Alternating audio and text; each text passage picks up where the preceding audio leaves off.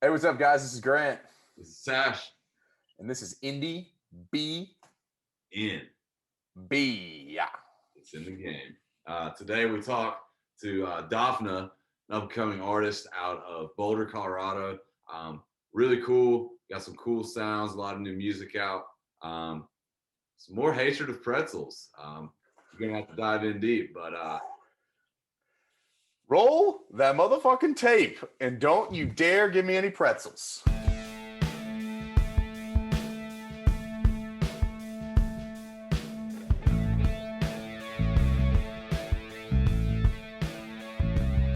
right, welcome into Indie B&B. Today we have a very special guest out of Boulder, Colorado, Miss Dafna, and I'm not even going to try to pronounce the last name, but Dafna, we'll just go with that. How are you doing today? I'm good. How are you doing?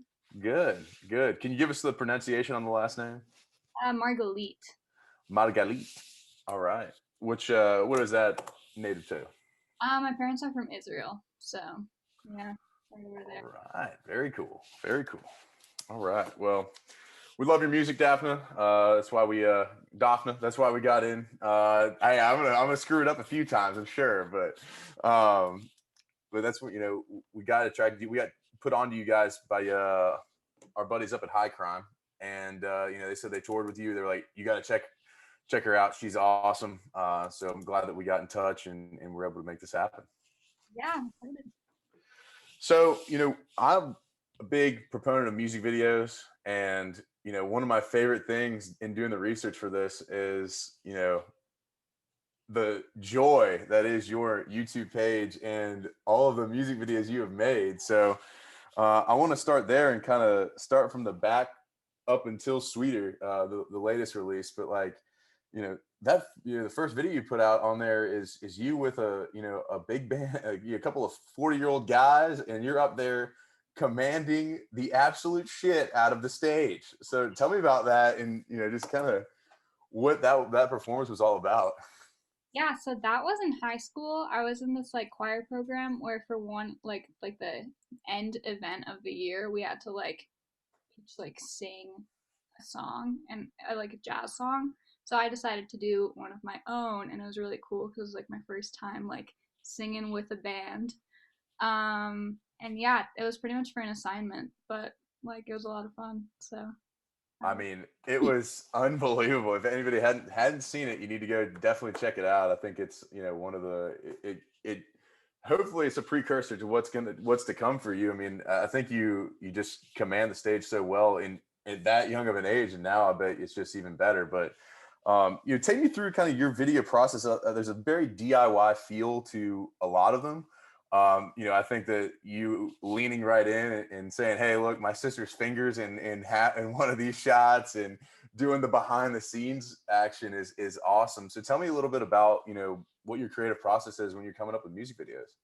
yeah, I mean a lot of it is I just like having visuals to go along with like a song or like a project. So it's pretty much just like let's see like what do I have? Like what resources do I have? What can I make? Will it look garbage? Maybe. But like as long as I'm putting something out there that's not just like completely horrible, and if it is bad, if it's like at least like a little entertaining, then like I'm like gonna do it. So I like that devil may care attitude. I love it. And honestly, like it works so well because I mean the music's just a joy, and then to get the image with it, it's something that I a lot of the big theme for me throughout this podcast is I always I'm kind of the music video live music kind of that's my corner, and I love that artists that are coming out and saying, what, hey, here's another aspect to this song that you didn't even think about, like, hey, here's me on the beach swimming backwards, or even what I loved was the editing in the God, it's the video where you're in Italy, where you have it's like it looked like a European vacation. Tell me about that one. yeah, that was like my song Do You Feel How I Feel. I was pretty much had just traveled with my best friends from high school, and it was my first time like kind of traveling without my parents because it was like after my freshman year of college. And so yeah, I just like wanted to get a lot of the travel footage and everything, and just like I made the video more for myself of just like a, oh, like this was a super fun memory, but it was like also like I needed the song that just came out. I was like might be a good way to promote it too. That's awesome. Yeah, and I bet your friends were like freaking thrilled. They're in a music video. That's legit, you know. I don't actually remember if I asked for their permission. I think I just posted it, but Yeah, I'm sure whenever it's got a million views, they'll be like, "Hey, can you like, can you give me a cut of that? What's going on?" But kind of getting through and kind of getting to probably more the formative time, but like easy. I mean, you that one looks like you set your laptop up and we're just kind of. It looked like you put on some sweet music that you're dancing to, and then just kind of let it go. Tell me about that and yeah, I mean that was like first week of quarantine, I think. So I had been probably in that same outfit for that entire week. And I was yeah, I like my song was coming out and I was like, well, I made the song in my room, so might as well like make the video here too. And then yeah, I think I had seen it was what's his name? Is it Rich Brian? He's like a some rapper, and he did his like one of those videos where it's just like jump cuts of him in a room, and I was like, that looks easy enough to recreate, like just something that style. So gotcha. How do you I guess the editing and all that is that you doing that as well? yeah, it's just like my brother got the Adobe like Premiere pack, and I managed to get the login from him, so I've been using that. Nice, nice. Well, that's awesome. And so you're kind of getting into a little bit more of the your official videos per se, but someday and your someday. I mean, you put out the behind the scenes video with it, which I thought was super clever and very very funny. One of the last we talked to a band called Slender Dan. They're from Seattle, and they were always talking about like behind the scenes stuff and showing the process and that video really definitely explained the kind of the agony and the ecstasy of making a video. So what kind of motivated you to keep filming and who was helping you with that one as well? So that one was with my friend Carson, and he actually has like film equipment, and he's like a really good like cinematographer and everything. So I had like asked him, I was like, hey, like, do you want to make a music video with me? I was like alone in Boulder for the summer because of Corona. So he like came over to my house, and then for like 3 days straight, we were just like filming it pretty much. And like we kind of came up with the concept like as we were filming. Before it was just I had this vague idea of mirrors, and then like he Yeah. actually like executed it, and it was cool because like I learned a lot of like editing techniques from him, like the whole layering and stuff. I didn't really know about that before, so I learned a lot in that process. Yeah, What I never you, know. Go ahead, Tash. well, I was just going to kind of piggyback off that. I was going through your Instagram and noticed on the you and me that you did the like, here's how I created the whole song. What gave you the motivation to like say, I'm just going to start from the beginning, going through getting these little hi hat samples and showing everyone how I made the song from start to beginning. For that video, that was just like I think it was a paid thing. Like I had applied to like there's like this program I use called Splice where like I get all my samples from, and they had this like thing like, oh, like if you make a video of how you use us, we'll pay you. So I was like, hell yeah, because I already use them. So that was what that video was for. I just thought that was so cool because I mean I love seeing that kind of like behind the scenes of like how the music's made, and so you don't. It's rare that you get to see that unless you're making a documentary or something. So it was cool just to have a little like 8 minute video and you know seeing where all that came from.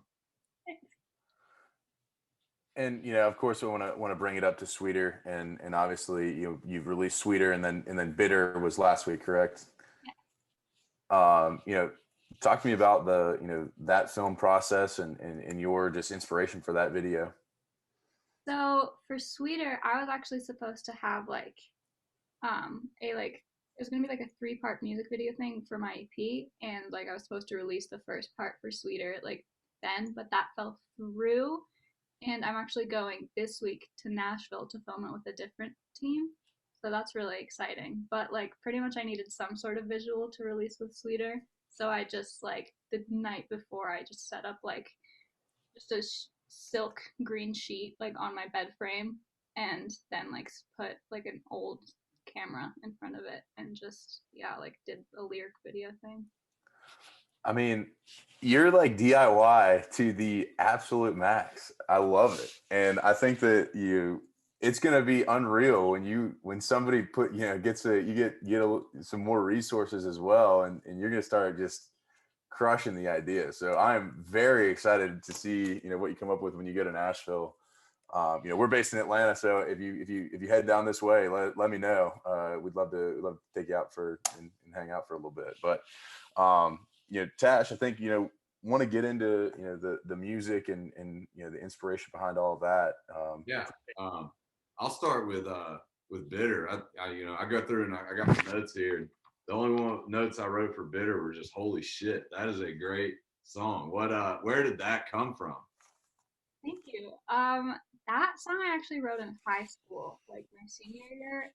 I had been asked to prom for the first time, and he gave me these like really nice flowers. But then I like kind of hate getting flowers because then you have to watch them die slowly. So I always throw them away like right before they're gonna die.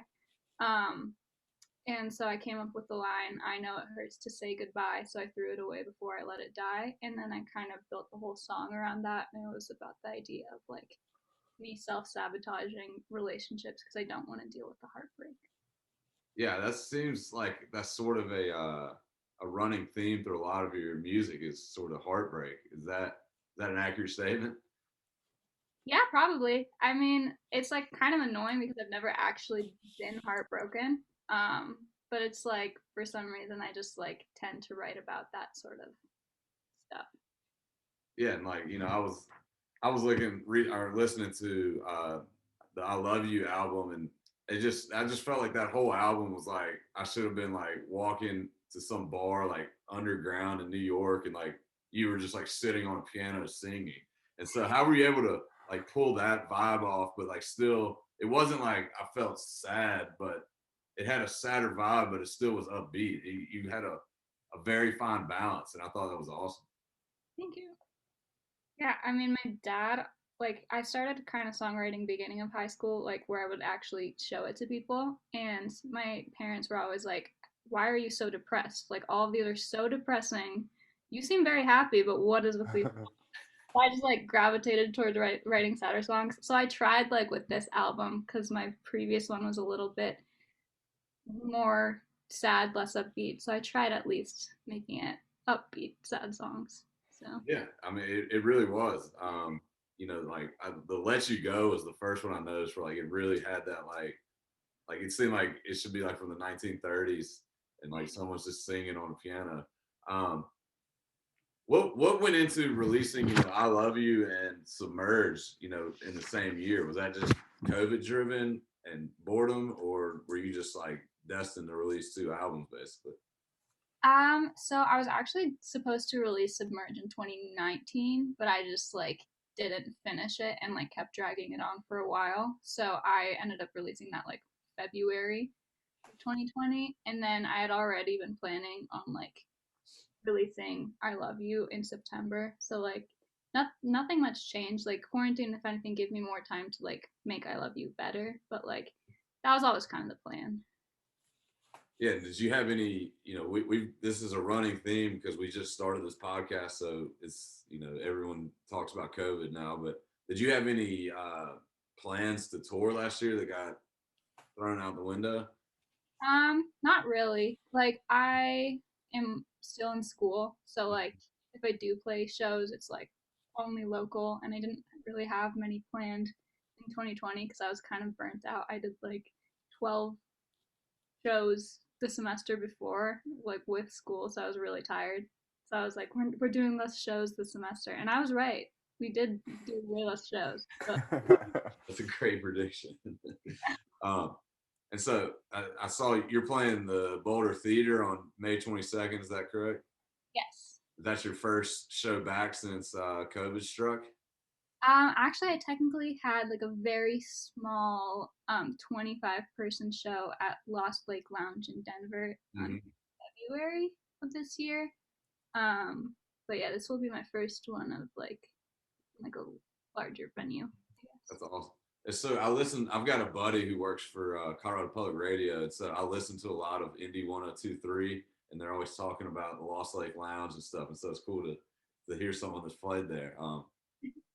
But yeah, so you're still in school and you're electrical engineering student. Yeah. How does that tie into you playing music? Does that help at all? Not really. It's more of like, oh, like if a music career doesn't work out, I want to still be able to make money. So it's like a backup type thing, but it's interesting. It's not a bad fallback. Does it help you, with your rigging, when you're playing live shows, getting everything rigged up? I mean, like, I guess I understand how electricity and cables work, so that definitely helps. But I don't know how much it's been applicable. I guess it's just like using the same part of the brain as for like the more technical side of music. So So you can explain to us what AC and DC actually means. alternating and direct current. There you go. Boom.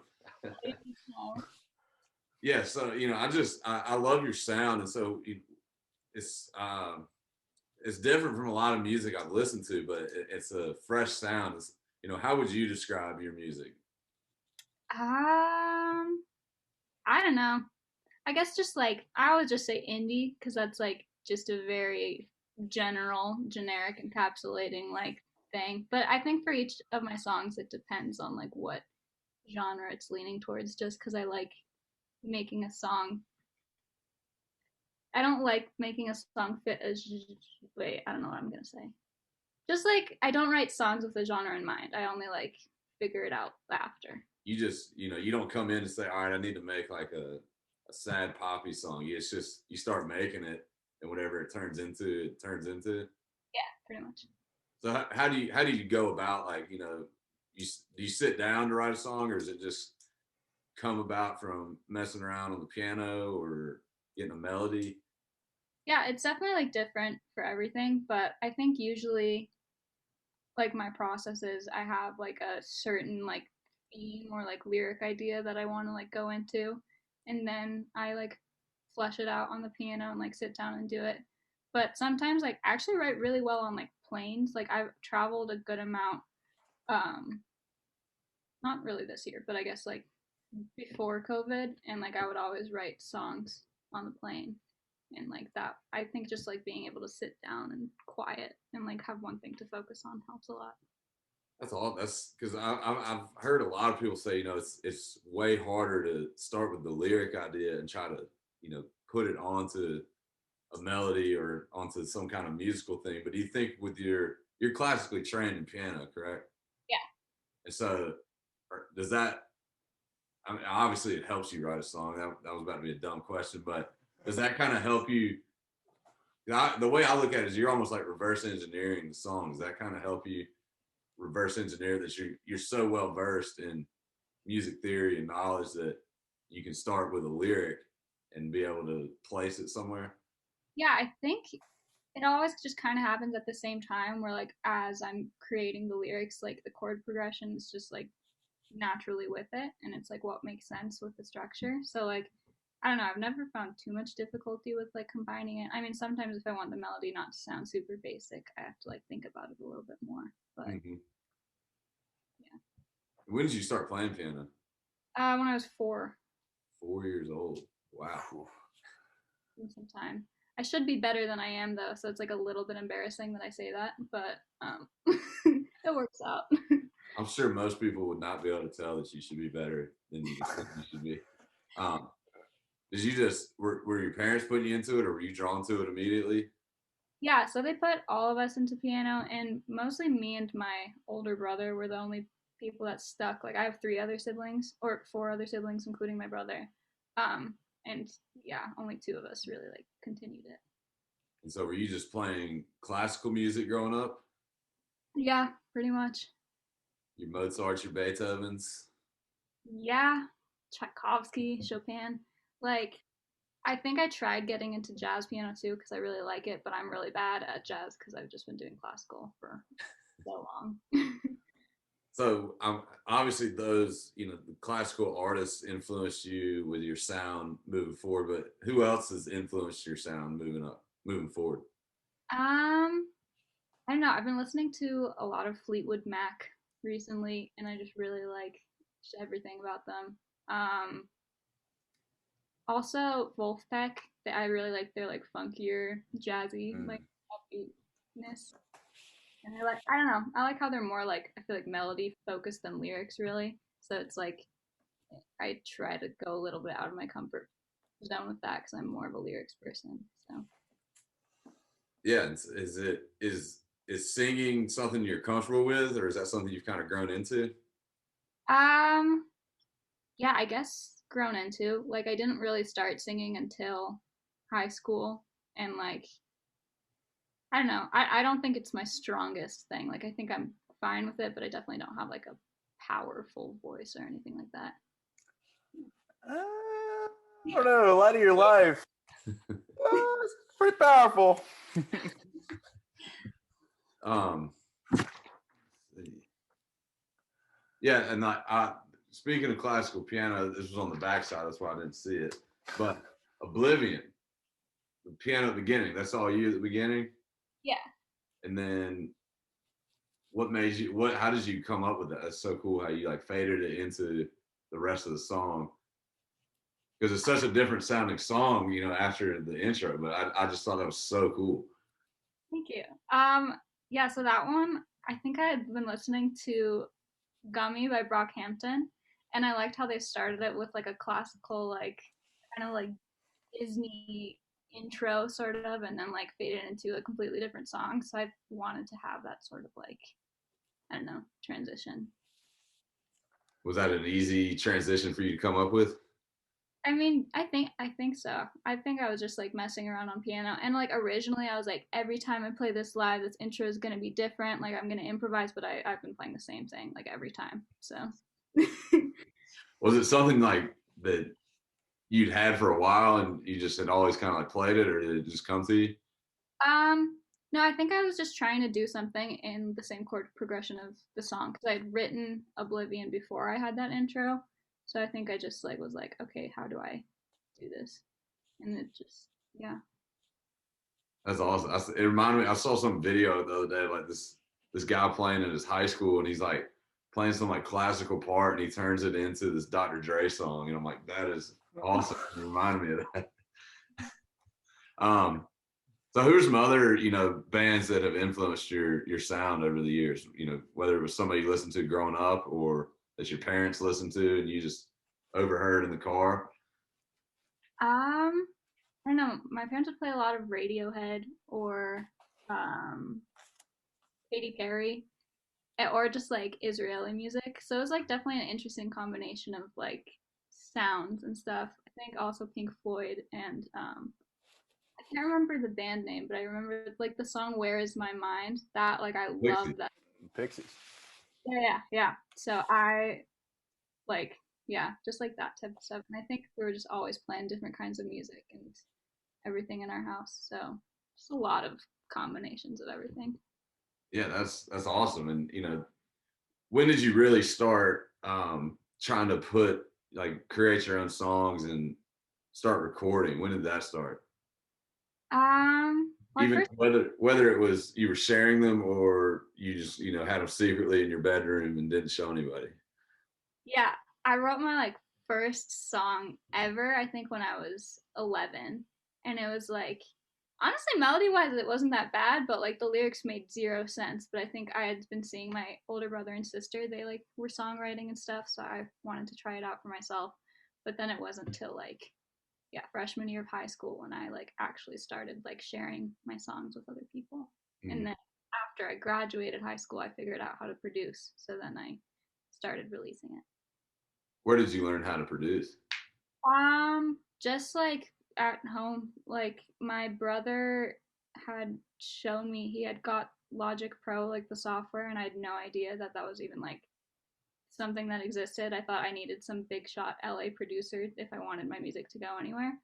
So he like just like gave me the software and then I just figured it out like by just recording stuff and yeah. That's awesome. Do you record your own drums? I see that. I just noticed that behind you. I don't really have great mics for drum recording, so I usually just do like MIDI. But sometimes I do, or if I need like just like ideas. But it's more for live shows. But you can play the drums. Yeah, but it's definitely not my best instrument. All right, let's rank the instruments, 1 through however many we got. Worst to first. Piano's number one because I've been playing it forever. Second, probably bass because it's just pretty simple. See, I'm gonna call you out there because on the you and me Instagram video, you're like, I'm really not that good at bass. I have my buddy record it, so Yeah, that's you true. are good at bass. You lied on the video. I go piano, and then everything else is like way down here, where it's like not recordable. I just like, made enough so I know what it's gonna sound like. Like I half play guitar, but I'm still garbage at bar chords, and like drums, like I know basic beats, and I've like played live drums like a few times for like other people's acts, but I would not at all call myself a drummer. So. Right. What does a live show look like for you? Do you have full band with you? Yeah, so I have a guitarist, a bassist, a drummer, and then two of my friends that sing with me. And my brother sometimes flies into town. He lives in LA, but he plays trumpet and like guitar and piano too. So if I need him on like other instruments, he joins us. And so are you sitting down at the piano the whole time, or some songs you're up? Yeah, I'm mostly at the piano. Some songs don't have piano, so I like walk around a little bit, but mostly just me and the keys. I can just imagine your shows just being electric. Thank you. But I'm really excited for this one in May because I got a string quartet to like come play with me. It's just like people I knew in high school. So I haven't rehearsed with them yet, so I'm a little bit unsure of what it's going to sound like, but I'm excited. And playing like full set list. It's like I saw it's like an evening with Dafna. So is it just a full like 2 hour set list, or what do you have planned? Um, it's gonna be probably an hour of playing, and hopefully the music video will be ready by then. But like, the plan is to like show like the 3-part music video for Sour right before, and then like go into the set. Oh hell yeah, that'll be awesome. And what do you have planned for the rest of the year? Do you have more music? You have planned to release an album, anything? Yeah, so I have an album release planned for next year.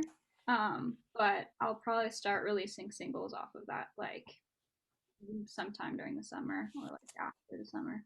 So we'll see. Haven't actually recorded any of those yet. They're all written, but none of them are recorded. So we'll see what happens. We'll have to get them to my buddy Corey Jones so that he can get them on to the local. What's y'all's area code out in Denver? Like 505 or something? 303? Something like that. Here's 303. It's like the local 303. So we'll have to get you on Indie 1023 with DJ Alicia. She's my favorite DJ in the world. But yeah, we're super stoked. We love your music, and the whole point of this podcast for us is to help you, help artists that we talk to get more exposure any way they can. I don't know how many people are going to listen to this, but you've got 2 more fans here in Atlanta. And what's something that Grant and I or anybody that's listening to this can do to support artists such as yourself? Yeah, I guess really just like listen, like stream our songs, like especially in like the first weeks when they're like just being released. And yeah, if you like it, share it, show it to your friends. Yeah. Without a doubt, because the when you release the songs, I guess the algorithm, that's kind of when you get decided if you're going to be put on like Spotify curated playlists. Is that right? Yeah, pretty much, which I still haven't had any luck with, but hopefully eventually. Well, we'll do everything we can to make that change. I'll put it on play while I sleep, and then just on repeat over and over and over again. So you'll end up on my like Spotify Wraps 2021 for sure with Bitter. I love that song. But might be time for a little transition into something a little goofier, and I'll let Grant take over from here. Before I get into Pete Peterson's party pack questions, I got to ask about "Light of My Life." That's a song that we featured on our page and kind of how we got in touch. But tell me about lighting. Who is the light of your life, and what's it all about? I mean, as cheesy as it sounds. Who is it? Well, I actually wrote that song. It was like my freshman year of college, and I had gone to Steamboat with my friends, and there was like this little boutique, and in there I found the cutest pair of sunglasses, and like they looked super good on me. I've like just honestly best pair I've ever had. I took such good care of them, didn't lose them, and I lose like every pair of sunglasses. But like 6 months later, I went to take them off, and like one of the side pieces just like stayed behind my ear, and it was like one of the most depressing things that's ever happened to me. So that's what the song is about. Oh my gosh. I love that. Because you know what? People don't find tragedy in like stuff that is so, there's little things like that that really are like very impactful. And like the fact that your sunglasses are broken now, I mean, that burns. That burns a little bit. Oh man. Well, from tragedy to triumph, we're gonna go to Pete Peterson's party pack of questions. Woo! And 20 questions, rapid fire. So answer them as quick as you can. And we're going to start right now with cookies or ice cream, Cookies. Uber or Lyft, Lift. spoons or forks, Spoons. cash or credit, Credit. cake or pie. Cake. Are aliens real? Yes. Is Bigfoot real? No.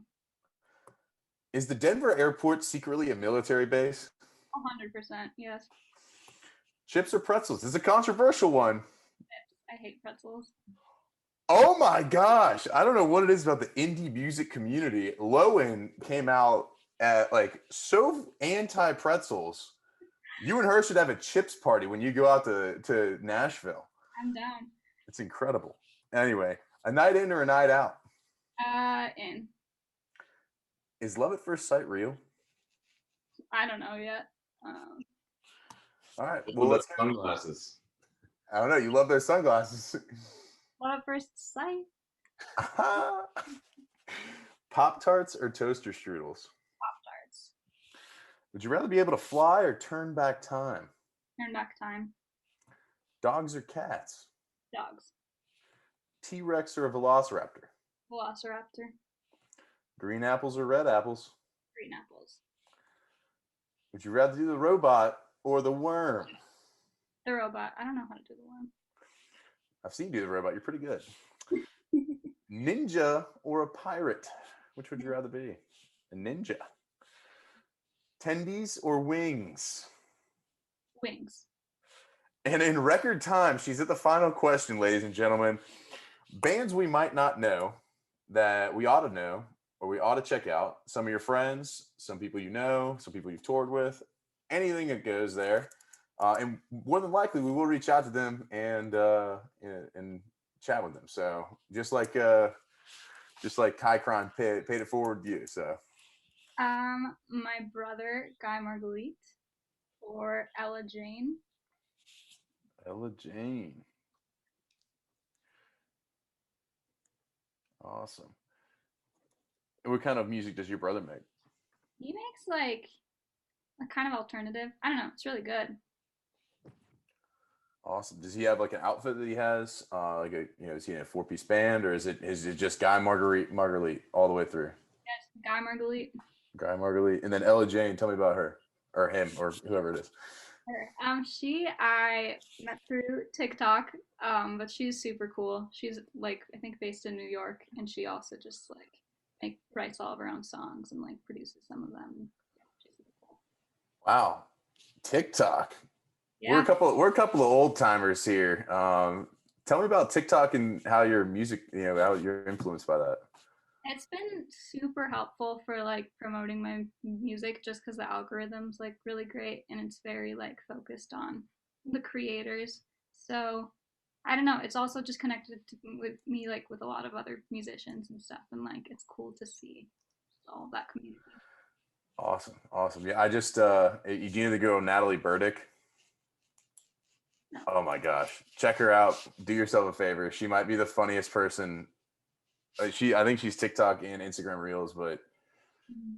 she writes these crazy songs about just like she wrote one about celery on the sidewalk the other day, and it was maybe the most off the wall bizarre thing I've seen. But she is so funny. But Yeah. all right, well, we'll have to check out your bro and Miss Ella Jane here. Is Jane spelled Jaine? Because that is an awful way to spell Jane Grant. It's Jnene. Or Jane. Yeah. Jane Grant. Come on, what are we talking about here?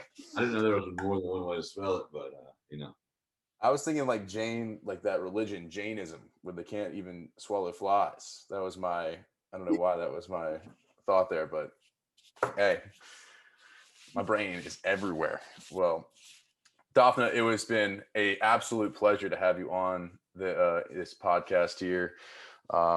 We are Indiebnb, and we thank you so much for stopping by. Yes, thank you. everyone go see her at Boulder Theater, May 22nd. May 22nd, Boulder Theater. Pack it out safely. All right. Have a good night. Bye, everybody.